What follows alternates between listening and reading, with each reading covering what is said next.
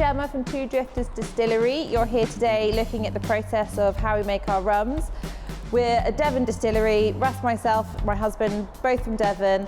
We've been up and running now for about a year. Making rum was the first time last Easter. We're one of very few rum distilleries that actually make rum from scratch. A lot of rum distilleries buy in Caribbean rum and spice it, which is absolutely delicious, but we wanted to show that we could make a rum straight from molasses, from the raw ingredient, here in our distillery in Exeter.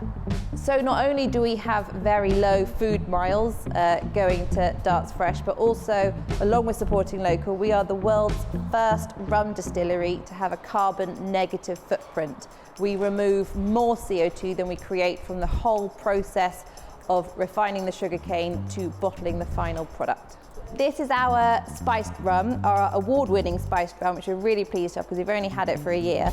And we take our white rum, our 40% unsweetened white rum, and to this we add some burnt sugar for colouring, we add some mixed spice, some bourbon, vanilla, but then we add star anise pods to it for 24 hours, let it sit in the star anise pods for a whole day, and then we filter and bottle it.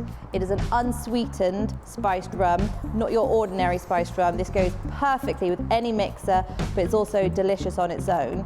We suggest, and our absolute favourite way to have it, is with a ginger beer and a wedge of lime. Ideally, a Devon-based Luscombe ginger beer would be perfect, because then you have a completely made in Devon, dark and stormy.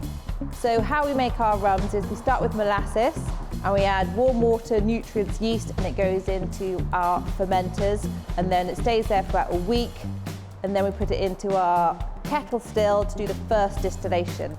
We then move it across to our pot stills. We then do the second distillation, and from that we get about an 80–90% proof white rum. We dilute this down to our Devon purified water to about 40%, and then we spice it with our signature spices.